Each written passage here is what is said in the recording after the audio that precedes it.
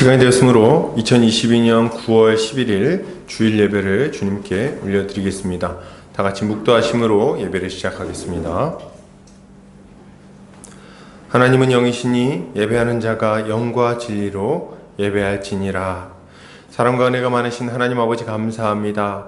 오늘 사랑하는 보금자리교회 형제자매들 이렇게 모여서 함께 주님을 예배합니다. 주님 이 시간 이 자리 가운데 좌정하셔서 우리 예배를 받아주시고 하늘 문을 여시사 하늘의 놀라운 은혜를 우리 각 사람의 심령 가운데에 충만하게 부어 주시옵소서. 이제 예배 시작하는 시간입니다. 마치는 시간까지 함께하여 주시길 원하오며 예수 그리스도 이름 받들어 기도 올려드립니다. 아멘. 우리 찬송가 1장 찬송 올려드리겠습니다.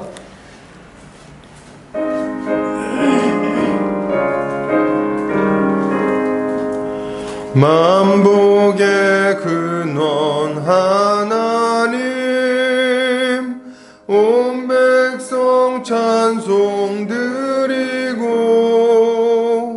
저 천사여 찬송하세 찬송 성부 성자 성령 아멘. 다 같이 사도신경으로 우리의 신앙을 고백하도록 하겠습니다. 다 같이 성경 앞 페이지를 참고하시면 되겠습니다. 고백합니다. 전능하사 천지를 만드신 하나님 아버지를 내가 믿사오며 그 외아들 우리 주 예수 그리스도를 믿사오니 이는 성령으로 잉태하사 동정녀 마리아에게 나시고 본디오 빌라도에게 고난을 받으사 십자가에 못 박혀 죽으시고 장사한 지 사흘 만에 죽은 자 가운데서 다시 살아나시며 하늘에 오르사 전능하신 하나님 우편에 앉아 계시다가 저리로서 산자와 죽은 자를 심판하러 오시리라. 성령을 믿사오며 거룩한 공회와 성도가 서로교통하는 것과 죄를 사하여 주시는 것과 몸이 다시 사는 것과 영원히 사는 것을 믿사옵나이다. 아멘. 다 같이 우리 주님이 가르치신 기도하겠습니다. 하늘에 계신 우리 아버지여 이름이 거룩히 여김을 받으시오며 나라 임하옵시며 뜻이 하늘에서 이룬 것 같이 땅에서도 이루어지이다. 오늘날 우리에게 일용할 양식을 주옵시고 우리가 우리에게 죄 지은 자를 사하여 준 것 같이 우리 죄를 사하여 주옵시고 우리를 시험에 들게 하지 마옵시고 다만 악에서 구하옵소서. 대개 나라와 권세와 영광이 아버지께 영원히 있사옵나이다. 아멘. 다 같이 우리 한 주간의 삶을 돌아보면서 우리 주님께 우리 죄를 고백하는 시간 갖도록 하겠습니다. 우리 주님 앞에 주님 말씀에 불순종했던 것들, 또 형제 자매를 사랑하지 못하고 내 이기적인 마음으로 살았던 모습들 다 회개하고 주님 앞에 용서를 구하는 시간 갖겠습니다. 다 같이 기도합니다. 사랑과 은혜가 많으신 아버지 감사합니다. 오늘도 이렇게 주님 앞에 나와 예배를 드리게 해주시니 얼마나 감사한지요. 주님, 그러나 우리 한 주간의 삶을 돌아볼 때에 주님 앞에 죄 회개할 것들이 있습니다. 주님, 우리에게 이런 놀라운 은혜를 베풀어 주셨음에도 불구하고 여전히 이전에 죄악된 모습으로 옛사람의 모습으로 살았던 것들 주님 이 시간 고백하오니 주여 아버지 용서하여 주시고 다시금 그러한 삶에서 벗어나게 하여 주시옵소서. 예수 십자가 보혈로 말미암아 오직 하나님께 대하여 살아난 자, 오직 주님을 따르며 살아가는 자로 변화되었음에도 불구하고 이전에 그 이기적인 모습으로 악한 모습으로 탐욕스러운 모습으로 음란한 모습으로 그렇게 또한 한 주간 시간을 보냈음을 주님 앞에 고백합니다. 주여 아버지 모든 완악한 죄악들 이 시간 회개하오니 예수 십자가 보혈로 용서하여 주시고 다시금 정결한 자가 되게 하여 주시옵소서. 예수 십자가 보혈의 능력이 우리를 모든 죄에서 완전히 깨끗하게 씻어주심을 믿습니다. 감사드리며 예수 그리스도 이름 받들어 기도 올려드립니다. 아멘. 이 시간 우리 찬송가 496장 찬송 올려드리겠습니다.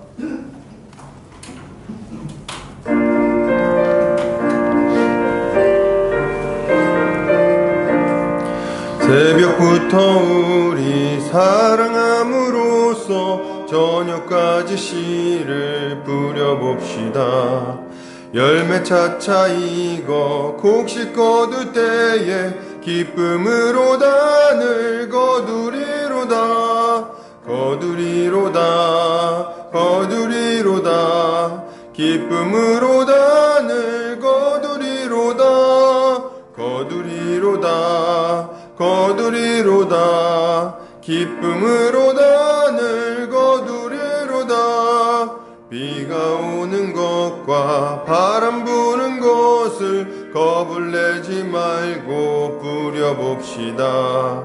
이를 맞춰놓고 곡식 거둘 때에 기쁨으로다 늘 거두리로다 거두리로다 거두리로다 기쁨으로다 늘 거두리로다 거두리로다 거두리로다 기쁨으로다 늘 거두리로다 씨를 뿌릴 때에 나지 아니할까 염려하며 심히 애탈지라도 나중 예수께서 칭찬하시리니 기쁨으로다 늘 거두리로다 거두리로다 거두리로다 기쁨으로다 늘 거두리로다 거두리로다 거두리로다 기쁨으로다 늘 거두리로다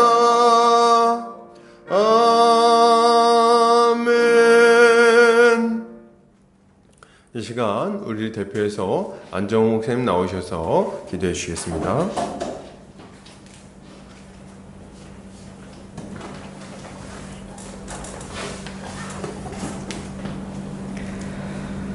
좋으신 하나님 아버지, 오늘도 이렇게 주의 전에 나와 주께 예배드릴 수 있음에 감사드립니다. 이번 주는 우리 민족의 대명절 추석입니다. 주님께서 크신 은혜를 베풀어 주셔서 올해 많은 사건 사고가 많았지만 무사히 한가위를 맞이할 수 있게 되었습니다. 이번 연휴 기간 동안 우리의 몸과 마음이 편히 쉬고 가족들과 관계도 더욱 화목해지는 귀한 시간이 될 수 있도록 주님께서 은혜 베풀어 주시옵소서. 그리고 지난주에 태풍 흰남노로 인해 많은 사람이 죽고 큰 피해를 입었습니다. 아직도 복구가 되지 않은 곳이 많아 일상으로 돌아가지 못하고 있는 사람들이 많이 있습니다. 주께서 은혜를 베풀어 주사 하루빨리 회복되게 하여 주시고 더 이상 피해 보는 일이 없게 하여 주시옵소서. 주님, 올해는 유독 전 세계적으로 이례적인 자연재해가 많이 일어나고 있습니다. 무화과 나무 가지가 연하여지고 잎사귀를 내면 여름이 가까이 오는 것을 우리가 아는 것처럼 이제 주님 오실 날이 가까이 왔다는 것을 느낍니다. 우리뿐만 아니라 많은 사람들이 이 사실을 알게 하여 주시옵소서. 그리고 많은 사람들이 회개하여 구원받게 하여 주시옵소서. 우리 보금자리 교회가 예수님께서 가까이 오셨다는 사실을 전하고 그들을 주께 인도하는 불빛이 되게 하여 주시옵소서. 주의 오심을 예비하는 교회가 되게 하여 주시옵소서. 그러기 위해 오늘도 아버지의 말씀을 듣습니다. 말씀을 전하시는 안종현 목사님께 큰 은혜를 허락하여 주사 말씀을 생생하고 풍성히 선포하게 하여 주시고 그 말씀을 듣는 우리들도 그 말씀을 우리 마음 가운데 새기며 온전히 순종하게 하여 주시옵소서. 또 안중현 담임 목사님께서 보금자리 교회를 하나님의 지혜와 능력으로 잘 인도하고 지도하길 원합니다. 더욱 성도들을 위해 기도하고 더욱 성도를 섬길 수 있길 원합니다. 그럴 수 있도록 목사님의 건강과 가정과 재정과 관계 등 만사가 형통할 수 있도록 보호하여 주시옵소서. 성도들 또한 유혹에 빠지지 않고 더욱 말씀에 매진할 수 있도록 삶의 문제들이 다 잘 해결되게 하여 주시옵소서. 어려움이 닥치더라도 염려하거나 낙심하지 않고 모든 것을 합력하여 선을 이뤄주실 하나님을 온전히 믿게 하여 주시옵소서. 그래서 모든 고난을 넉넉히 이겨내고 하나님께서 주시는 복을 더욱 풍성히 맛보고 누리게 하여 주시옵소서. 아버지께서 우리를 사랑하심을 믿습니다. 세상은 점점 어두워지고 멸망을 향해 가고 있지만 그 가운데 아버지께서 하나님의 백성을 먹이시고 지켜주심을 믿습니다. 주여, 우리가 끝까지 이 믿음의 경주를 완주할 수 있도록 도와주시옵소서. 주님 오시는 그날까지 주께서 우리와 함께 하심을 믿사오며 우리 주 예수 그리스도 이름으로 기도합니다. 아멘.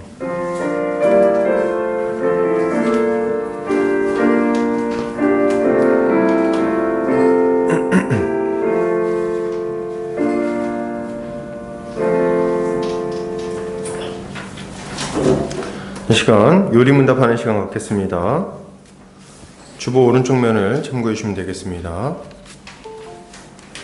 제가 질문하고 함께 답변하겠습니다. 제가 질문합니다. 101문. 그러나 우리가 하나님의 이름으로 경건하게 맹세한다면 그것은 괜찮지 않습니까? 그렇습니다. 하나님의 영광과 이웃의 유익을 위하여 진리를 보존하고 신뢰를 증진시키려는 목적에서 맹세가 필요한 상황이 생기거나 정부가 그것을 요구할 때 가능합니다. 이러한 맹세는 하나님의 말씀에 의하여 인정되고 있으며 신구약의 신자들에 의하여 적절하게 사용되기도 했습니다. 102문. 성자들이나 다른 피조물에 의지해서 맹세해도 됩니까? 안 됩니다. 올바른 맹세는 나의 마음을 아시고 나의 진실성을 증거하셔서 만일 거짓 맹세를 한다면 벌을 내리시는 하나님을 부르는 것을 의미합니다. 어떠한 피조물도 그러한 영예를 받기에 합당하지 못합니다. 아멘. 자, 교회 소식 보겠습니다. 보금자리 교회 오신 성도님들 환영합니다. 주님 안에서 함께 자라가기를 소망합니다. 9월 13일 화요일 저녁 7시에 장신대 한책의 사람들에서 하나님 나라와 사도행전이라는 주제로 특강이 진행됩니다. 많은 은혜 있도록 기도해 주시면 감사하겠습니다. 수요일마다 이렇게 온라인으로 교리 교육이 진행되고 있습니다. 교리 교육 가운데 많은 은혜가 있도록 기도해 주시면 감사하겠습니다. 말씀 선교센터와 한책의 사람들, 말씀운동연합과 누룩운동, 숙명예대 시카 모임 가운데 많은 열매가 맺혀지도록 기도해 주시기를 부탁드립니다. 자, 말씀 보겠습니다. 요한복음 4장 1절부터 26절 말씀입니다. 요한복음 4장 1절부터 26절 말씀입니다. 제 성경으로는 신약성경 147페이지에 있습니다. 제가 봉독해 올리겠습니다. 예수께서 제자를 삼고 세례를 베푸시는 것이 요한보다 많다 하는 말을 바리새인들이 들은 줄을 주께서 아신지라. 예수께서 친히 세례를 베푸신 것이 아니요 제자들이 베푼 것이라. 유대를 떠나사 다시 갈릴리로 가실새 사마리아를 통과하여야 하겠는지라. 사마리아에 있는 수가라 하는 동네에 이르시니 야곱이 그 아들 요셉에게 준 땅이 가깝고 거기 또 야곱의 우물이 있더라. 예수께서 길 가시다가 피곤하여 우물 곁에 그대로 앉으시니 때가 6시쯤 되었더라. 사마리아 여자 한 사람이 물을 기르러 왔음에 예수께서 물을 좀 달라 하시니 이는 제자들이 먹을 것을 사러 그 동네에 들어갔음이러라. 사마리아 여자가 이르되 당신은 유대인으로서 어찌하여 사마리아 여자인 나에게 물을 달라 하나이까 하니 이는 유대인이 사마리아인과 상종하지 아니함이로라.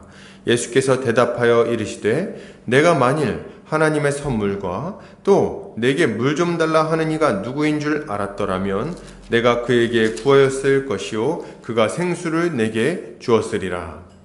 여자가 이르되 주여 물 기를 그릇도 없고 이 우물은 깊은데 어디서 당신이 그 생수를 얻겠사옵나이까.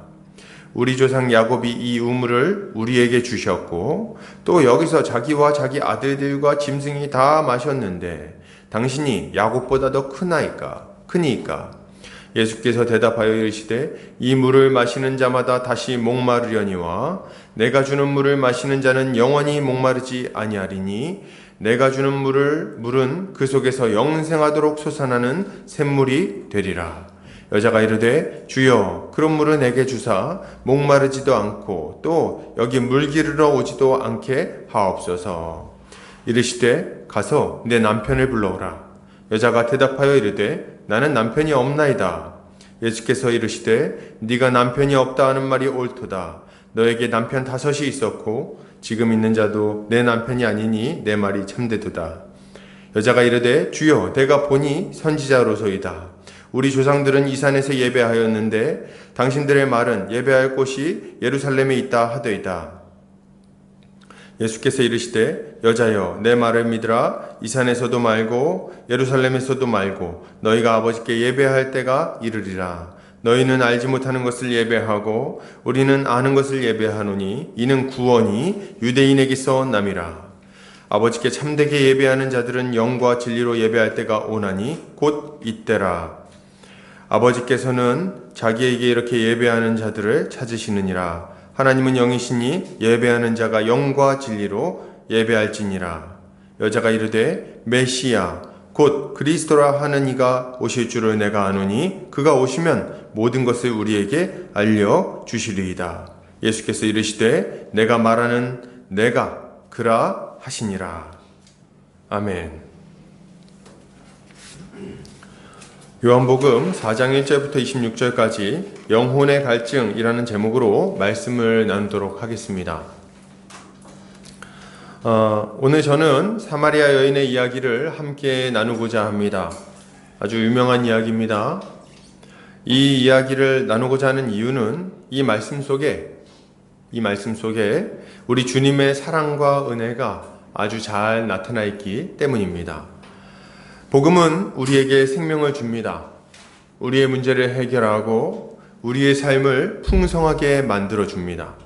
그렇기에 복음을 듣는 것은 언제라도 좋은 일이에요. 인생의 어려움, 갈증이 있는 분들에게 이 예수 십자가 복음이 얼마나 큰 위로가 되는지를 모릅니다. 이 복음을 통해 풍성한 은혜를 이 시간 함께 나누기를 바랍니다. 요한복음 20장 31절 오직 이것을 기록함은 너희로 예수께서 하나님의 아들 그리스도이심을 믿게 하려 함이요 또 너희로 믿고 그 이름을 힘입어 생명을 얻게 하려 함이니라. 아멘. 말씀을 통해서 생명을 얻는 시간 되길 바랍니다. 오늘 예수께서는 유대를 떠나서 갈릴리로 가십니다. 유대에서 갈릴리로. 1절을 보니까 사람들이 예수님과 세례 요한을 막 이렇게 비교했던 것 같아요.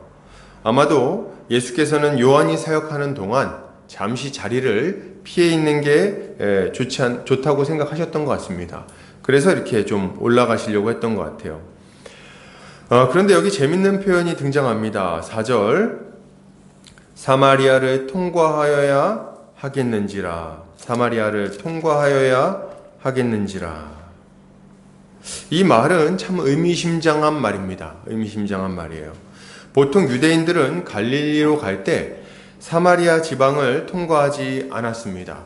왜냐하면 그러니까 사마리아 땅이 어디 있냐면 여기 유다가 있고 여기 갈릴리가 있으면 이 중간에 사마리아가 있었습니다. 북이스라엘 지역이죠. 그래서 옛날에 북이스라엘 왕국이 있을 때 이제 뭐 수도로 쓰이기도 했어요. 이 사마리아 지방, 이 지방을 건너가지 않았어요. 그쪽 지방으로 통과해서 위쪽으로 올라가지 않았다는 거예요. 왜냐하면 그 사마리아 땅을 더러운 땅으로 여겼기 때문에 그렇습니다. 더럽고 부정한 땅이다. 이렇게 생각을 했다는 거죠.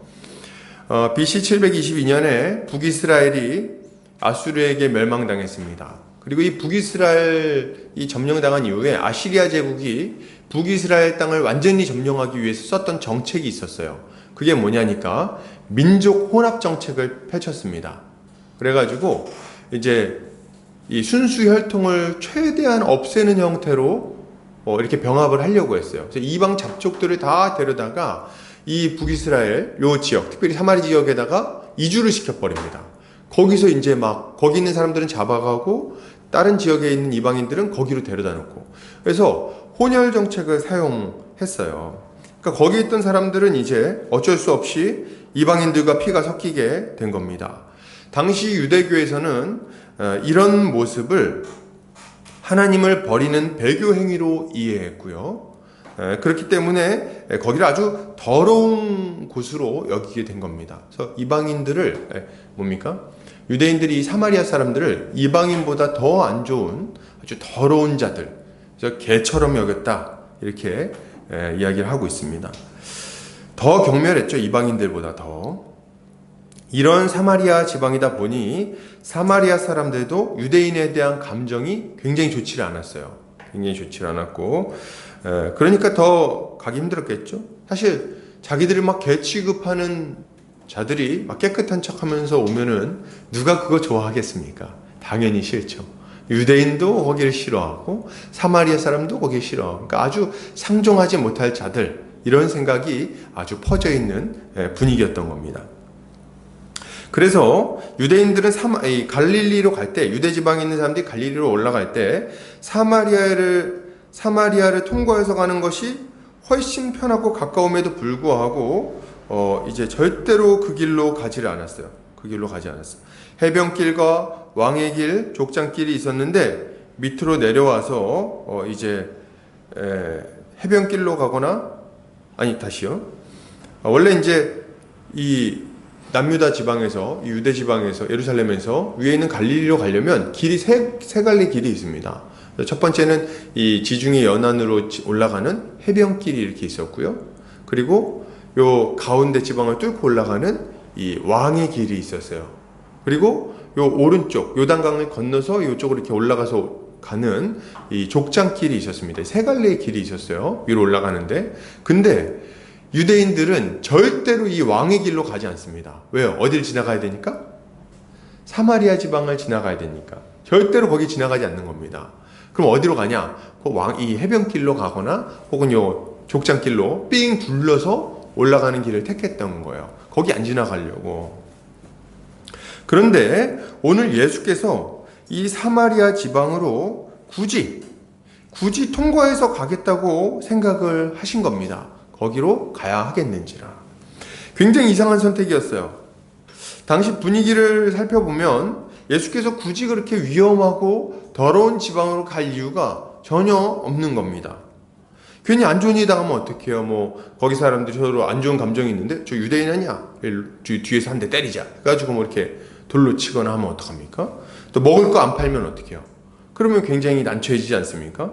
그런데 굳이 거기를 막 가려고 하시는 거예요. 오늘 4절 보십시오. 사마리아를 통과하여야 하겠는지라. 여러분 어떤 느낌이 듭니까? 사마리아를 통과하여야 하겠는지라. 영어 성경에서는 이 문장에 must라는 단어를 사용하고 있습니다. 다시 해석해 보자면 사마리아를 반드시 통과해야 하겠는지라, 이렇게 해석해야 되는 거예요. 예수께서 갈릴리로 가실 때 사마리아를 반드시 통과해야 하겠는지라. 우리 주님이 반드시 거기를 가야겠다고 생각을 하고 있는 겁니다.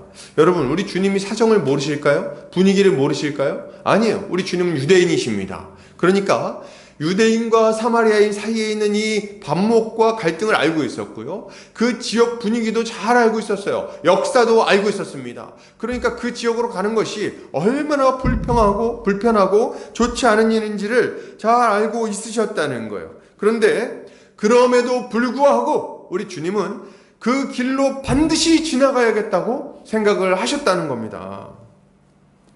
여러분, 그럼 우리는 궁금해요. 뭐가 궁금합니까? 도대체 우리 주님은 왜 이렇게 그 길로 가려고 하시는 걸까요? 왜 굳이 사마리아 지방으로 지나가야 하겠다고 생각을 하셨냐는 거예요. 여러분, 그 이유는 뭘까요? 그 이유는 뭘까요? 그 이유는 아주 분명합니다. 뭡니까? 우리 주님은 사마리아 여인을 반드시 만나야겠다고 생각을 하신 거예요. 그리고 사마리아 여인뿐만 아니라 그 사마리아 지역에 있는 그 어둠 가운데 있는 자들을 반드시 만나야겠다고 결심하신 거죠. 그래서 그쪽으로 가시려고 하는 거예요. 사마리아 여인과 그 지방에 있는 자들, 어둠의 권세 아래서 신음하고 있는 자들을 만나서 건져내기 위해 그 지방으로 가려고 하시는 거죠. 이사야 선지자는 예수님을 통해 이루어질 일을 설명하면서 이렇게 선포합니다. 이사야 9장 2절. 흑암에 행하던 백성이 큰 빛을 보고 사망의 그늘진 땅에 거주하던 자에게 빛이 빛이도다. 아멘. 흑암에 행하던 백성, 사마리아 그늘진 땅에 거하던 백성, 이들에게 빛을 비출 것이라고 이야기하는 것입니다. 예수님은 기꺼이 이들을 찾아 가시는 거예요. 여러분, 이 예수님이 얼마나 좋습니까? 저는 이 예수님이 좋아요. 좋은 사람들, 잘 먹고 잘 사는 사람들, 뭔가 젠틀한 사람들, 이런 사람들을 위해서 우리 주님이 오셨다면 별로 안 좋았을지 몰라요. 왜냐하면 저는 그런 사람이 아니거든요. 우리는 그런 사람들이 아니거든요. 그렇게 잘 먹고 잘 살지도 않았고 여유 있지도 않고 그렇게 깨끗하게 살아오지도 못했던 우리들, 우리 주님 얼굴도 한번 못 봤을지 모르죠. 그러나 여러분, 감사한 건 뭡니까? 우리 주님이 우리같이 더럽고 흑암 가운데 거하며 모자라게 짝이 없는 자들, 그런 사람들을 반드시 만나야겠다고 생각하셨다는 거예요. 우리 주님의 마음이 그런 거죠. 여러분, 우리는 어떤 자들입니까? 이 사마리아 사람들과 같은 자들이에요. 악한 자들이고 우상 숭배자들이고 죄투성이의 흠투성이의 사람들 아닙니까? 겉으로 볼 때는 좀 괜찮아 보일지 모르겠어요. 옷도 좀 깔끔하게 입고 신사적으로 보이고. 그러나 한꺼풀 벗기고 나면 어떻습니까? 한꺼풀 딱 벗기고 나면 아마 깜짝 놀랄 거예요. 우리 안에서 풍겨나는 그 악취 때문에 견딜 수 없을 겁니다. 만물보다 심히 부패한 게 사람의 마음이라고 그랬는데 우리의 마음은 누가 열어서 한번 본다고 생각해 보세요. 견딜 수 있겠습니까? 그런데 여러분, 이런 우리를 우리 주님이 찾아오신 거예요. 이런 우리를 멀리하지 않으시고 가까이 와서 만나시고 기꺼이 우리의 손을 잡아주기를 바라셨다는 거죠. 야, 여러분, 저는 주님이 정말 어떻게 이런 일을 하셨는가, 이런 생각을 종종 하곤 합니다. 여러분, 그거 아십니까? 정말 사람이 악의적이고 경쟁이 치열하고 어리석은 사람이 많은 곳에 가잖아요. 그러면 굉장히 힘들어요, 여러분. 특히나 이제 옛날에는 우리가 그 일원이었기 때문에 잘 못 느낄지 모르는데, 우리가 이제 예수님을 딱 잘 믿고 나서, 그러고 나서 이렇게 교회에서 형제자매들과 생활하다가 막 어떤 이렇게 막 아주 그냥 나쁜 짓을 하는 것이 아주 일상화되어 있는 곳에 딱 가잖아요. 그러면은 진짜 마음이 힘들어집니다. 가기만 하면 욕하고, 사람 누구 없어지면 막 뒤에서 비방하고 막 그냥, 그리고 뭐 좀 이렇게 호의적이지 않고, 만나면 그냥 비난하기 일쑤고, 그런 거 있잖아요. 음담패설 막 나누고. 그런데 그리고 막 사기치고 도둑질한 거 자랑하고, 이런 데 가가지고 이렇게 앉아 있잖아요. 내가 그 일에 동참하지 않아도 굉장히 사람이 위축되고 힘들어집니다. 사람이 힘들어요, 그게. 그렇지 않습니까? 거기 굉장히 곤욕스러운 거예요. 그 자리에 앉아있는 것 자체가 뭐 동조하기도 힘들고 말이죠. 빨리 도망 나오고 싶은 마음이 막 드는 거예요. 이런 경험 혹시 해보셨나요? 해보신 분들이 있을 줄 압니다. 그런데 우리같이 부족하고 우리 안에 그 죄성이 가득한 사람들도 이 죄인들이 막 가득한 그 자리에 가서 앉아있으면 불편한데, 우리 주님은 어떠시겠어요? 여러분, 한번 생각해 보세요. 이 생각해 보셨나요? 이런 생각? 우리 주님이 이 땅에 오실 때 기분이 어떠셨겠냐는 거예요. 그 마음이. 여기서 살아가실 때 얼마나 힘드셨겠냐는 거예요. 주님은 또 사람의 마음을 아시는 분 아닙니까? 사람 속에 있는 게 뭔지를 아시는 분이에요. 그러니까 우리 사이에 이렇게 와서 앉아있으면, 아유, 예수님, 제가 예수님 정말 사랑합니다, 이렇게 얘기해도 우리 마음에 온갖 그 삿된 것들을 다 아시는 분이에요. 그래서 요한복음에 보면 뭐라고 나오는지 아십니까? 사람들이 와가지고 예수님 짱이다, 예수님 따르겠습니다 할 때 친히 사람들의 마음 속에 있는 것을 아심으로 그들에게 자기를 의탁하지 않으셨다, 이렇게 딱 나옵니다. 그러니까 아는 거예요. 얼마나 부족한지, 얼마나 연약한지, 한꺼풀만 이렇게 딱 벗겨보면 얼마나 욕심이 가득한지, 이게 그냥 다 아신다는 거예요. 그런데 여러분, 이렇게 힘듦에도 불구하고 우리 주님은, 이 거룩하신 주님은 우리 사이에 찾아오는 것을 꺼려하지 않으셨습니다. 기꺼이 우리 가운데 찾아오신 거예요. 우리같이 부족하고 탐욕스럽고 욕심 많은 자들, 그런 자들 사이에 찾아와서 우리와 함께하는 것을 기뻐하셨다는 거예요. 기꺼이 찾아오셔서 우리를 만나 주신 거죠. 여러분, 이것이 복음입니다. 이게 복음이에요. 여러분, 이렇게 말하는 사람들이 있어요. 우리 중에, 목사님, 제가 교회를 나가고 싶긴 한데 교회 나가기에는 너무 부족해서 제가 못 나가겠습니다. 저는 술도 너무 많이 마시고, 저는 담배도 너무 많이 피고, 저는 그냥 지은 죄가 많아서 삶이 너무 무너져 있어서 지금은 못 가겠어요. 저 나중에 삶을 좀 정비하고 나면, 그러고 나면 제가 교회에 나갈게요. 여러분, 아니 이렇게 어리석은 말이 어디 있습니까? 응? 이렇게 어리석은 말이 어디 있어요? 우리의 자격을 따지자면 한 사람도 교회에 나오지 못할 거예요. 여러분, 이 더운 사마리아 지방에 이 더러운 한 여인을 만나기 위해서 피땀을 흘리면서 걸었던, 이 피땀을 흘리면서 걸음을 재촉하셨던 예수님을 생각해 보자는 거예요. 하나님은 어리석은 우리, 부족한 우리를 기꺼이 만나주시고 그리고 사랑하시고 구원해 주십니다.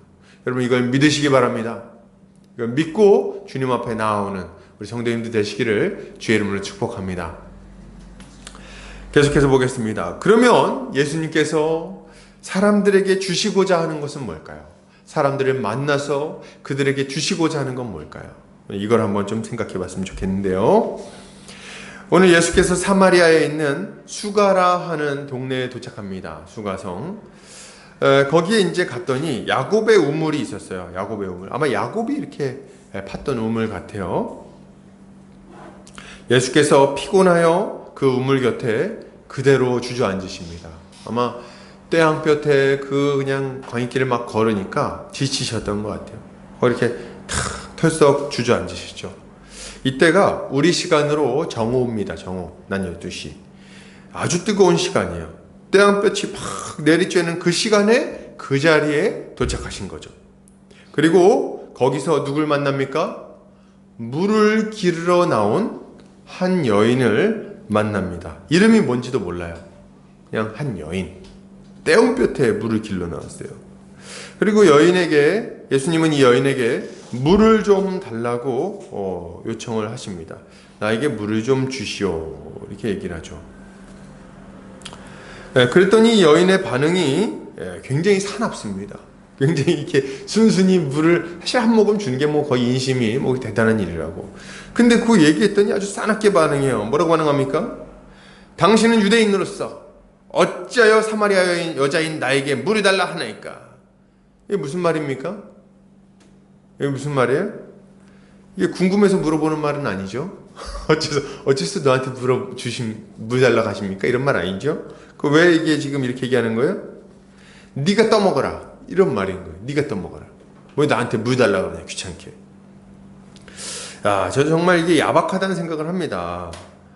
저 같으면 뭐 이렇게 얘기할지 모르겠어요. 주기 싫으면 말지 뭐 말을 그따구로 하는가. 이렇게 얘기하면서 이제 내가 떠먹겠다 막 이렇게 할지 모르겠어요.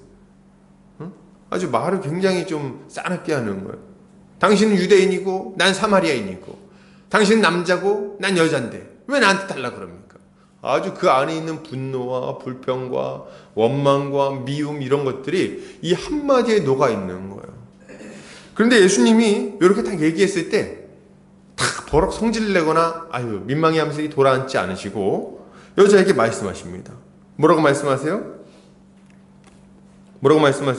자, 10절 보겠습니다. 예수께서 대답하여 이르시되 내가 만일 하나님의 선물과 또 내게 물 좀 달라 하는 이가 누구인 줄 알았더라면 내가 그에게 구하였을 것이요 그가 생수를 내게 주었으리라. 이렇게 얘기를 합니다. 참 멋진 말씀을 하시는 거예요. 그래서 물 달라고 해가지고 거절했더니 이분이 이렇게 얘기하는 거예요. 만일 자신한테 네가 만약 나한테 물을 달라고 구했으면 내가 너한테 물을 줬을 거다. 이렇게 얘기를 하는 거죠. 네가 나한테 구했으면 내가 너한테 줬을 거다. 이 얘기를 들은 여인이 예수님을 비웃습니다. 비웃어요. 그럼 뭐라 그럽니까? 이렇게 얘기해요. 여자가 이르되 주여 물기를 그릇도 없고 이 우물은 깊은데 어디서 당신이 그 생수를 얻겠사옵나이까? 우리 조상 야곱이 이 우물을 우리에게 주셨고 또 여기서 자기와 자기 아들들과 짐승이 다 마셨는데 당신이 야곱보다 더 크니까. 이렇게 얘기를 하는 거예요. 무슨 말입니까? 이런 얘기죠.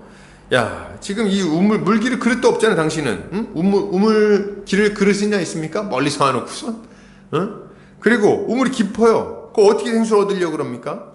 야곱은 우물을 파가지고 우리가 지금 먹고 있는데 우물이라도 팔려고 그러는 겁니까? 이렇게 지금 아주 비아냥거리면서 비웃고 있는 거예요. 당신 문제도 해결하지 못하면서, 당신 지금 두리밥도 없으면서, 당신이 뭐라고 내 문제를 해결하겠다고 웃기고 있네. 뭐 이렇게 하고 있는 거죠.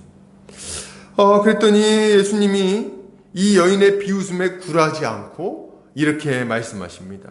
뭐라고 말씀하세요? 이 물을 마시는 자마다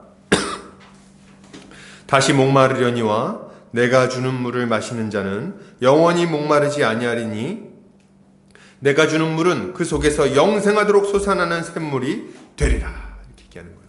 와, 이거 얼마나 소망이 된 얘기입니까?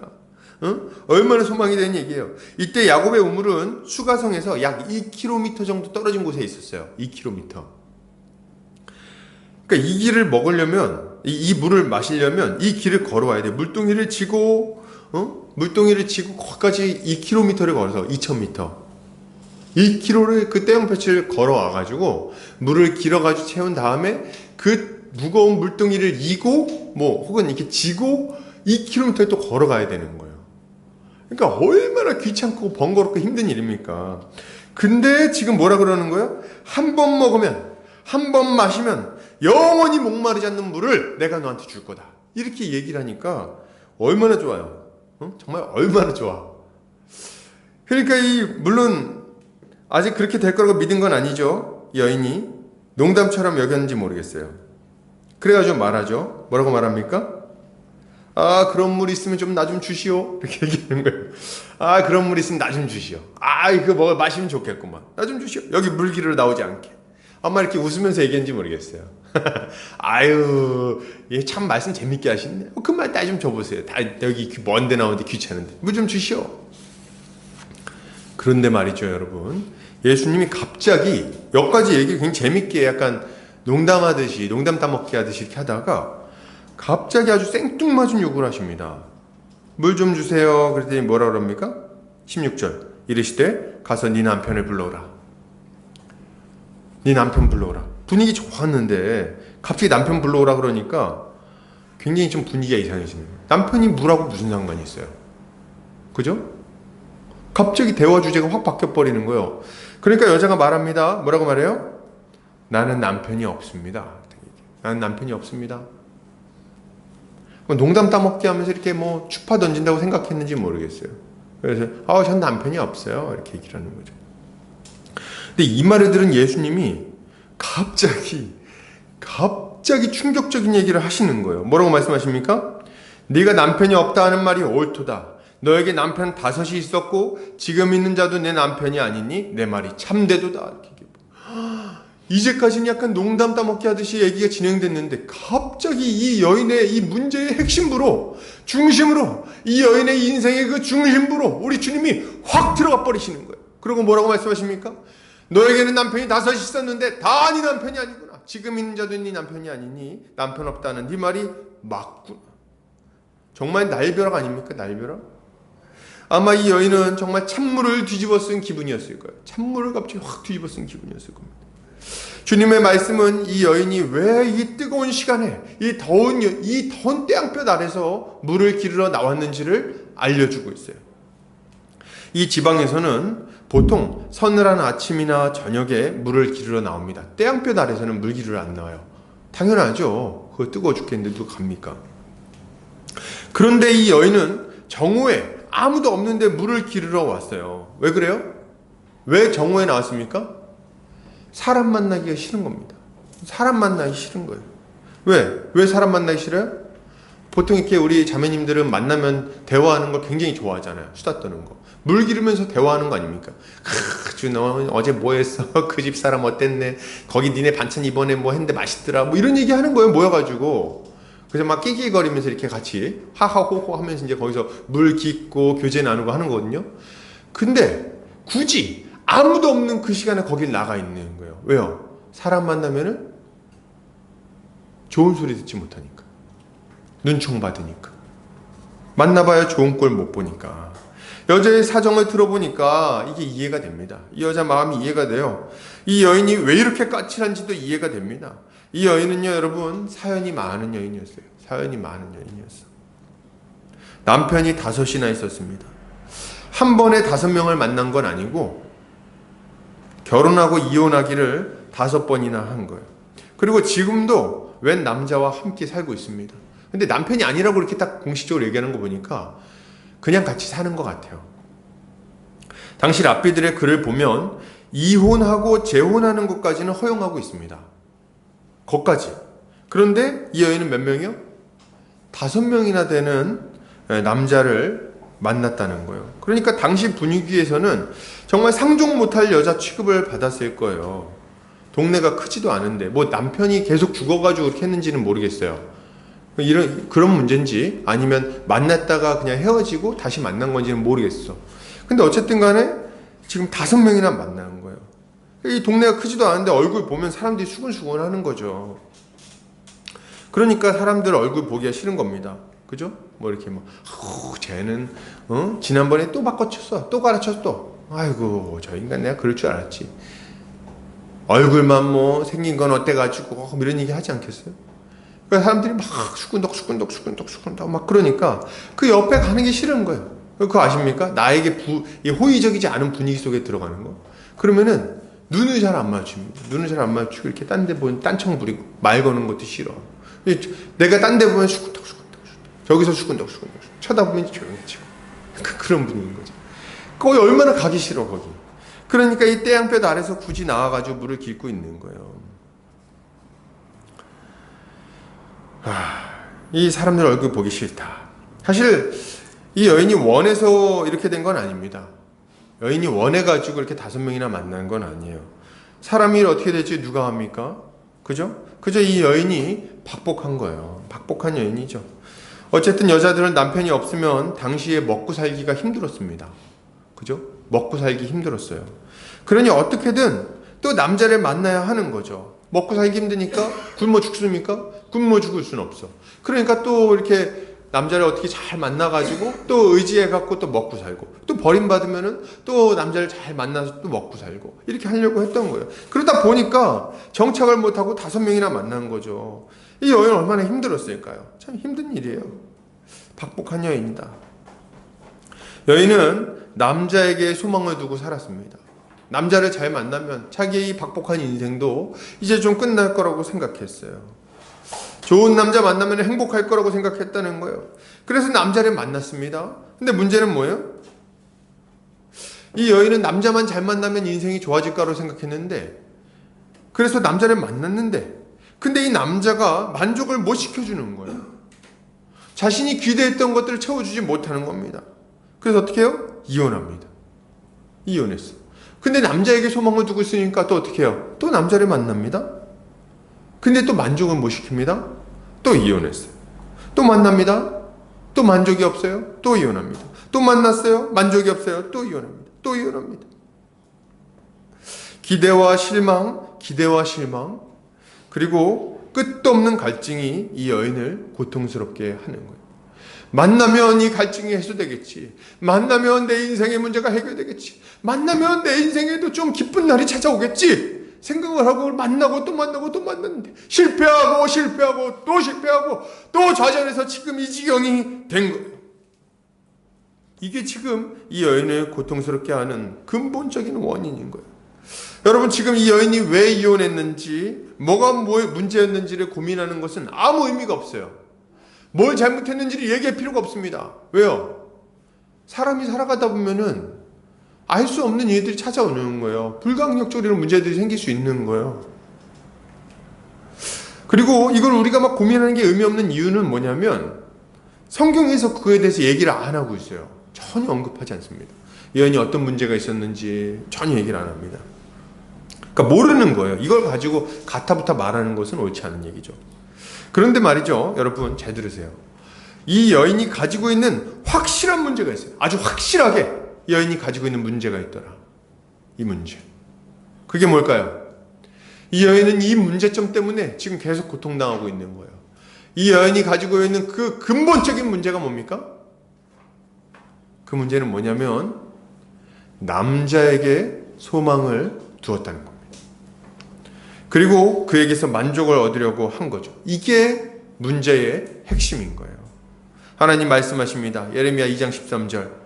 내 백성이 2가지 악을 행하였나니 곧 그들이 생수의 근원되는 나를 버린 것과 스스로 웅덩이를 판 것인데 그것은 그 물을 가두지 못할 터진 웅덩이들이니라. 아멘. 이 여인의 잘못은 뭡니까? 잘못이 뭐예요? 생수의 근원 되신 하나님을 버리고 스스로 웅덩이를 판 거예요. 이게 문제예요. 이게 문제. 이게 고통의 원인입니다. 이것 때문에 이 여인은 계속해서 갈증을 느끼고 계속해서 고통스러워하고 계속해서 헤매는 인생을 살 수밖에 없는 거예요. 남자를 갈아치운들 10명을 만나도 달라지겠습니까? 똑같은 문제를 반복하게 되어 있는 거예요. 여러분, 이걸 우리가 깨달을 필요가 있는 거죠. 여러분, 그러면 우린 다릅니까? 우린 달라요? 아니요, 똑같아요. 우리의 고통의 원인도 똑같습니다. 이 사마리아 여인이 문제 가운데 빠져 있는 것과 고통 가운데 빠져 있는 것과 불만족 가운데 살아가고 있는 것과 우리가 이렇게 고통스럽게 불만족 가운데 살아가는 이유가 똑같다는 거예요. 뭡니까? 생수의 근원이신 하나님을 버리고 스스로 웅덩이를 파는 것이 우리 문제의 근원이라는 거예요. 그게 우리 문제의 원인입니다. 다른 곳에서 만족을 얻으려고 하는 것, 다른 곳에서 내 인생을 좀 기쁘게 만들어 보려고 했던 것들, 그것이 문제의 핵심인 거예요. 하나님을 믿지 않습니다. 하나님을 붙들지 않아요. 대신 뭘 붙듭니까? 돈을 붙듭니다. 돈에 소망을 두고 돈을 붙들고 살아갑니다. 거기에 행복이 있고 거기에 안정이 있고 거기에 만족이 있다고 생각하죠. 성공을 사랑합니다. 쾌락을 사랑합니다. 거기에 만족과 행복이 있다고 생각해요. 어떤 사람들은 술에 매이고 어떤 사람들은 약에 매이고 어떤 사람들은 사람에 매이고 여기 매이고 저기 매이고 하나님 없이 다른 것으로 만족을 얻으려고 하니까 그 마음에 끊어지지 않는 갈증과 고통이 찾아오게 된다는 거죠. 도대체 뭘로 만족을 얻으려고 하는 거예요? 거기에 목을 매고 말이죠. 이거 없으면 안 된다고 생각하니까 잃어버리면 또 찾으려고 목을 매는 거예요. 여러분, 문제는 뭡니까? 문제는 뭐예요? 그게 물을 가둘 수 없는 터진 웅덩이라는 게 문제가 있는 거예요. 물을 가둘 수 없는 터진 웅덩이요. 그래서 만족이 없어요. 물을 마시고 싶은데 물이 고이지를 않습니다. 공허합니다. 이게 문제예요. 이게 우리를 미치게 하는 거예요. 이거 먹으면, 이걸 내가 가지면 그런 만족을 얻을 것 같은데 막상 가졌더니 만족함이 없는 거예요. 그러면 여기서 돌이켜야 되는데 돌이키질 못합니다. 어떻게 해요? 조금 더 가지면 좀 다를까? 좀 새로운 걸 가지면 좀 다를까? 그래서 다른 것들로 채우려고 발버둥을 치고 있다는 거죠. 이게 우리 인생의 문제인 거예요. 여러분, 이제 여기서 돌이켜야 되겠어요. 왜 돌이켜야 되겠어요? 이제 이런 허무한 인생 그만 살아야 되겠습니다. 우리의 인생이 뭐 천년 만년 시험만 하면 살 수는 없지 않습니까? 천년 만년 만족 줄 것들을 찾으면서 헤맬 수는 없는 거 아니에요? 이제까지 해서 안 됐으면 이제 그만할 때 된 거 아닙니까? 이제 멈춰야 되겠어요. 그런 어리석은 삶을 멈춰야 되는 거예요. 여러분, 돈이 우리에게 만족을 못 줍니다. 여러분, 이걸 아셔야 돼요. 부자들 보십시오. 만족하는가? 만족하는가 정말? 정말 그 돈 때문에 만족하면 죽을 때까지 먹고 살아도 남는 그 돈을 가지고 왜 돈을 더 벌려고 그러는 거예요? 죽을 때까지 자기가 하고 싶은 거 다 하고 살아도 부족함이 없거든요. 근데 왜 100년도 못 사는 사람이 돈을 더 벌려고 발버둥 치냐는 거죠. 그 이유를 좀 설명할 수 있어요? 어느 백만장자에게 한 기자가 물었다고 합니다. 돈을 얼마나 벌면 만족하시겠습니까? 얼마나 벌면 좀 만족하시겠습니까? 그랬더니 이 사람이 이렇게 말했다 그래요. 조금만 더요. 이렇게 얘기합니다. 조금만 더요. 사랑하는 성도님들, 이런 어리석은 인생에서 돌이키시기 바랍니다. 돈에는 만족이 없는 거예요. 여자가 예수님의 말씀을 듣고 말합니다. 주여, 내가 보니 선지자로소이다. 선지자로소이다. 깜짝 놀랐죠. 깜짝 놀랐어요. 그리고 예배에 대해서 물어봅니다. 이것도 되게 굉장히 좀 급박하게 뭔가 좀 이야기가 진행됐다는 느낌 받죠? 남편 문제를 얘기했더니 갑자기 깜짝 놀라면서 선지자시군요. 그러고선 갑자기 뭐라고 물어보는 겁니까? 예배에 대해서 물어보는 거예요. 내가 19절, 20절 여자가 이르되 주여 내가 보니 선지자로소이다. 우리 조상들은 이 산에서 예배하였는데 당신들의 말은 예배할 곳이 예루살렘에 있다 하더이다. 여러분, 이 흐름을 좀 이해해야 돼요. 지금 이들의 이 생각을 이해해야 되는데, 우리는 이렇게 생각하죠. 아니, 남편 얘기하다가 갑자기 왜 하나님 얘기를 하는 거야? 왜 예배 얘기를 하는 거야? 주제가 도대체 어떻게 연결되는 거야? 이렇게 좀 궁금하죠? 근데 이게 어떻게 되는 거냐면 이런 겁니다. 이 여인의 마음에는 다른 어떤 것으로도 채울 수 없는 갈증이 있었어요. 남편으로 채울 수 있다고 생각했는데 남편으로 채우지 못해. 남자로 이게 해결이 되질 않아. 그래서 계속 갈증 가운데 고민하면서 살아가고 있는 거예요. 근데 지금 예수님이 그 문제의 핵심을 딱 짚어낸 겁니다. 그랬더니 이 여인이 딱 그 순간에 깨닫고 뭐라고 얘기하는 겁니까? 자기의 이 갈증, 자기의 문제를 해결할 수 있는 분은, 이 끝없는 영혼의 갈증을 해결할 수 있는 분은 오직 한 분 하나님이라는 것을 안 거예요. 그래서 뭘 요청하는 겁니까? 하나님을 만나면 이거 해결될 수 있는데 그럼 어디서 예배해야 되나요? 이렇게 예배하는 문제를 딱 옮겨가게 되는 겁니다. 자기의 갈증을 해결할 게 하나님밖에 없다는 생각을 하니까 이런 질문이 나오는 거예요. 근데 어떻게 하나님 앞에 나가야 되는지를 모르겠어. 그래서 묻는 거예요. 우린 이 산에서 예배했는데 당신들은 예루살렘에 가야 한다고 하더이다. 이에 대한 우리 주님의 답은 뭡니까? 우리 주님의 답은 이거예요. 여자여, 내 말을 믿으라. 이 산에서도 말고 예루살렘에서도 말고 너희가 아버지께 예배할 때가 이르리라.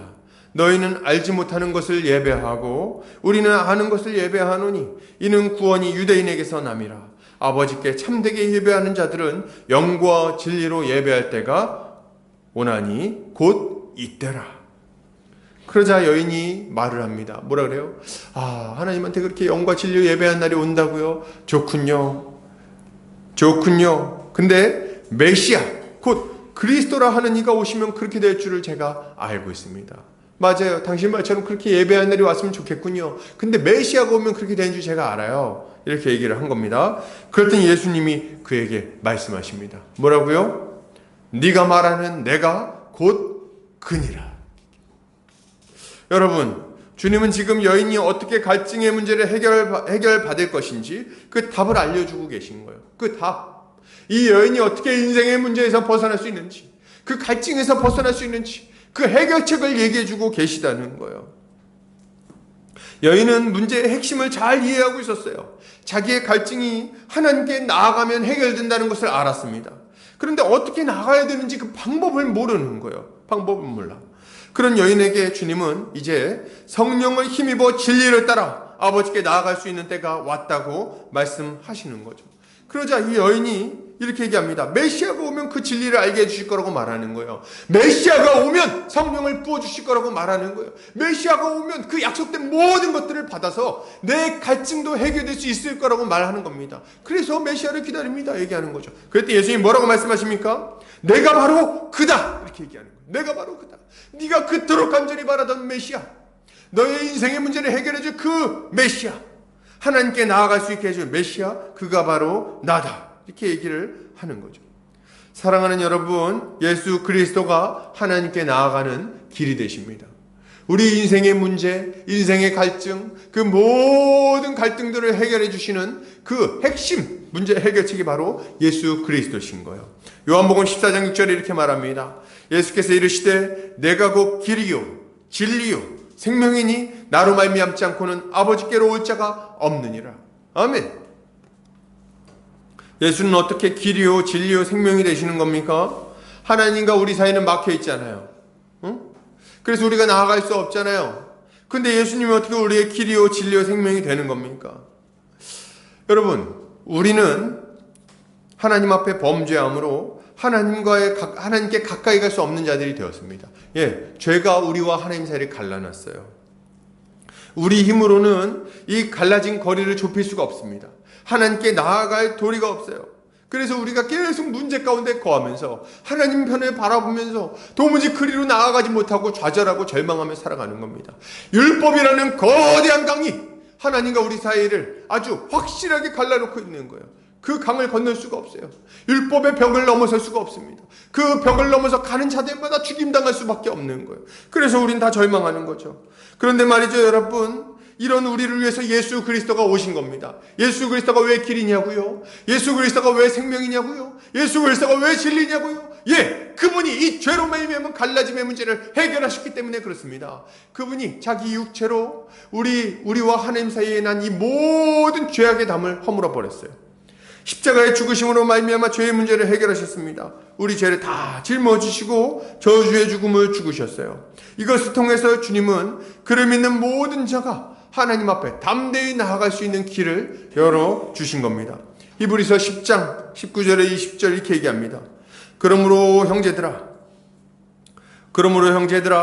우리가 예수의 피를 힘입어 성소에 들어갈 담력을 얻었나니 그 길은 우리를 위하여 휘장 가운데로 열어놓으신 새로운 상길이요 휘장은 곧 그의 육체니라. 아멘. 사랑하는 우리 형제자매님들, 이제 하나님은 우리에게 이걸 요구하시는 거예요. 죄에 대한 회개와 예수 그리스도께 대한 믿음. 누구든지 예수를 믿기만 하면, 죄를 회개하고 예수를 믿기만 하면 예수 그리스도의 십자가 공로를 힘입어 죄 용서함을 받고 그리고 하나님 앞에 나아가게 해주시겠다고 약속하시는 겁니다. 여러분, 이 두 가지는 결코 분리될 수 없어요. 죄를 회개하고 예수를 믿는 것. 죄를 회개했다면 십자가를 힘입어 하나님께 나아가야 하겠습니다. 이걸 우리가 뭐라고 부릅니까? 회심이라고 불러요. 회심. 여러분, 우리가 회심한다면, 하나님께로 돌이킨다면 우리 아버지 되신 하나님은 기꺼이 우리를 받아주실 겁니다. 기꺼이 우리를 맞아주실 거예요. 우리에게 약속하신 생명을 주실 겁니다. 예, 우리의 배에서 영원토록 마르지 않는 생수의 강이 흘러 넘치게 만들어 주실 거예요. 할렐루야. 여러분, 예수를 믿으면 어떻게 됩니까? 죄로 말미암아 하나님과 원수되었던 우리가 하나님의 자녀가 됩니다. 하나님의 진노를 받아 영원한 멸망에 들어갈 수밖에 없던 우리가 하나님과 화평한 자가 되는 거예요. 예수를 믿는 자는 그의 십자가 보혈을 힘입어 모든 죄를 사함받게 됩니다. 그 보혈의 능력이 우리로 하여금 하나님 앞에 담대함을 얻게 만들어 주는 거예요. 이 보혈의 능력으로 우리는 하나님의 자녀가 되어 하나님과 함께 거하고 하나님의 다스림을 받고 하나님의 공급하심 가운데 살아가게 되는 겁니다. 예, 참된 평강과 기쁨을 얻게 될 거예요. 여러분, 이게 끝이 아닙니다. 우리의 문제도 해결 안 받게 될 거예요. 우리 인생도 조금씩 나아지게 될 겁니다. 점점 변화되게 될 거예요. 점점 바뀌게 될 거예요. 물론 이것은 하나님께서 초월적인 능력으로 우리의 문제를 해결하신다는 말이기도 합니다. 초월적인 능력으로 문제를 해결해 주기도 하실 거예요. 우리가 기도할 때 우리가 상상조차 못할 방식으로, 그런 놀라운 방식으로 우리의 문제를 해결해 주실 겁니다. 그러나 여러분, 이게 다는 아니에요. 기도를 통해서 특별한 방식으로, 산을 옮기는 방식으로 우리의 문제를 해결하는 것만이 우리 주님이 문제를 해결하는 방식은 아니라는 거예요. 본질적으로 우리가 천국의 그 풍성한 생명을 이 땅 가운데서 누리면서 살아가는 것은 사단의 통치에서 벗어나 예수 그리스도의 통치를 받기 때문에 이루어지는 일입니다. 우리가 하나님의 말씀에 순종할 때 우리의 모든 문제는 하나하나 질서 있게 해결될 거예요. 자, 여러분 잘 들으세요. 우리가 왜 인생 가운데 그렇게 고통당하고 어려움 가운데 살아가게 됩니까?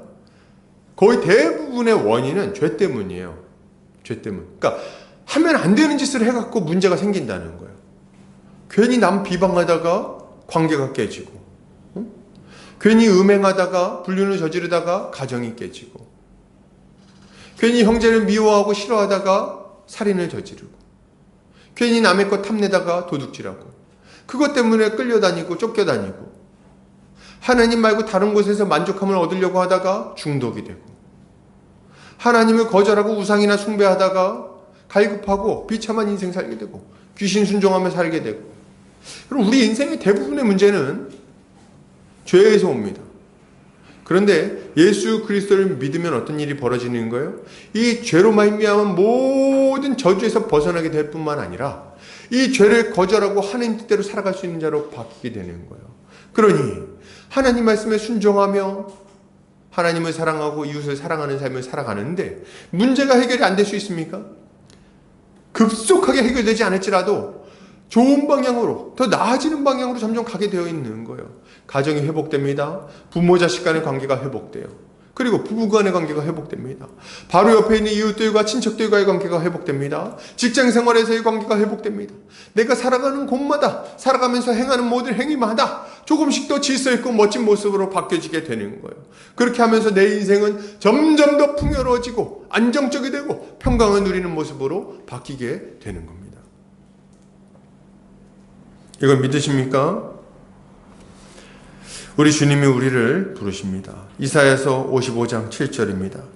악인은 그의 길을, 불의한 자는 그의 생각을 버리고 여호와께로 돌아오라. 그리하면 그가 긍휼히 여기시리라. 우리 하나님께로 돌아오라. 그가 너그럽게 용서하시리라. 아멘. 예수를 믿는 모든 자는 예수 십자가 보혈의 능력으로 생명을 얻고 더 풍성히 얻게 될 것입니다. 결론을 드립니다. 사랑하는 우리 형제 자매님들, 말씀을 주목해서 보시기 바랍니다. 이 사마리아 여인과 같이 부족한 자들에게 찾아오셨던 주님이 우리에게 찾아오셨어요. 우리 인생 가운데 찾아오셨습니다. 어떻게 찾아오셨죠? 말씀으로 찾아오셨어요. 이 사마리아 여인의 이야기를 통해서 찾아오셨습니다. 그리고 우리에게 요청하시죠. 네가 만약 나에게 생수를 구하였다면 내가 너에게 생수를 주었을 것이다. 예, 우리에게 필요한 건 뭡니까? 우리 주 예수 그리스도에게 생수를 구하는 일이 필요한 거예요. 우리의 영혼을 만족시킬 생수를 달라고 요청하는 게 필요합니다. 주님 앞에 손을 내밀고 우리 문제의 근본적인 이 근본 원인을 해결해 달라고 요청해야 되겠어요. 그러면 우리 주님은 기꺼이 우리에게 생수를 부어주셔서 하나님께 나아갈 길을 열어주실 겁니다. 우리에게 은혜를 베풀어 주실 것이고 우리를 하나님 자녀로 삼아서 영원토록 복된 삶을 살게 만들어 주실 거예요. 할렐루야. 이걸 믿고 주님께 나아가 영원한 생명을 얻는 우리 형제자매들 되기를 주의 이름으로 축복합니다. 다 같이 기도하겠습니다. 사랑과 은혜가 많으신 하나님 아버지 감사합니다. 우리 사랑하는 형제자매들과 함께 말씀을 나누었습니다. 주님, 우리가 하나님이 베푸신 은혜를 깊이 생각하게 하여 주시옵소서. 예수 그리스도로 말미암아 우리에게 주어진 이 생수가 무엇인지, 이 생명이 무엇인지 다시금 깊이 생각하게 하여 주시옵소서. 그리하여 우리가 다른 곳에서 만족을 얻으려고 하는 것이 아니라 예수 그리스도에게 손을 내밀어 그분에게 생수를 구하고 그분으로부터 만족함을 얻는 자들이 다 되게 하여 주시옵소서. 그리하여 우리 인생 전체가 참으로 복된 인생 되게 하여 주시옵소서. 주께서 우리 그렇게 인도하여 주시기를 원하오며 예수 그리스도의 이름 받들어 기도 올려드립니다. 아멘. 다 같이 찬송가 50장 1절 찬송하면서 헌금하는 시간 갖도록 하겠습니다.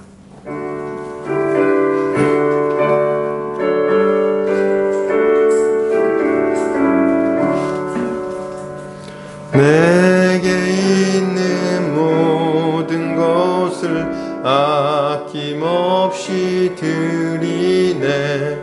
사랑하고 의지하며 주만 따라 살리라. 주께 드리네. 주께 드리네. 사랑하는 구주 앞에 모두 드리네. 아멘. 기도합니다. 사랑과 은혜가 많으신 하나님 아버지 감사합니다. 우리 사랑하는 보금자리교회 형제매들 함께 말씀을 듣고 함께 주님 앞에 예물을 드립니다. 이 시간 주님께 예물 드릴 때에 우리 마음과 우리의 물질과 우리의 인생을 다 올려드리오니 주님 받으시고 마음껏 사용하셔서 주의 몸된 교회를 힘있게 세워 주시옵소서. 주님, 우리 한평생 살아갈 때에 돈 때문에 울고 웃고 슬퍼하며 살아가지 아니하게 하시고 오직 주님이 공급하신 것들로 만족하며 자족하며 우리 주님의 명령대로 넉넉히 베푸는 인생 살게 하여 주시옵소서. 우리 사랑하는 성도들 믿음을 위하여 기도합니다. 주님, 이 어려운 시기에 어두운 시기에 믿음이 약해지지 않도록 주께서 붙들어 주시고 성령으로 충만하게 하셔서 하나님 말씀을 의지하여 승리하는 삶을 다 살게 하여 주시옵소서. 가족들 가운데 아직 믿지 않는 가족들 주님께서 붙들어 붙들어 주시고 그들이 예수를 믿는 역사가 일어나게 해주실 뿐만 아니라 그들이 예수를 잘 믿는 자들 되게 하여 주시옵소서. 그리하여 함께 신앙생활하며 함께 복을 누리게 하여 주시옵소서. 주님 아버지, 우리 성도들 한 명 한 명 여러 문제들을 가지고 주님 앞에 기도하고 있습니다. 가정의 문제, 재정적인 문제, 또 자녀 양육의 문제, 진로의 문제, 결혼의 문제, 온갖 문제로 주님 앞에 간구하고 있사오니 주님이 모든 문제들 가운데 선하게 역사하여 주시옵소서. 우리 주님 이들의 기도 가운데 응답하여 주시옵소서. 하나님 살아계시고 우리 가운데 역사하시오니 우리가 믿고 기도합니다. 은혜 베풀어 주시옵소서. 주님, 아직 어린 영혼들 주께서 붙들어 주시고 어려서부터 하나님 말씀으로 양육받아서 다음 세대를 감당할 만한 하나님의 좋은 일꾼으로 세워지게 하여 주시옵소서. 주께서 역사하여 주시기를 원합니다. 이제는 예수 그리스도의 은혜와 하나님 아버지의 그 극진하신 사랑하심과 성령의 감화 감동 교통인도 충만하신 은혜가 이제 예수 그리스도를 믿고 그분이 공급하시는 생명과 생수로 말미암아 만족함을 얻기를 원하는 모든 형제자매들 머리 위에 이제로부터 영원까지 함께 있을지어다. 아멘.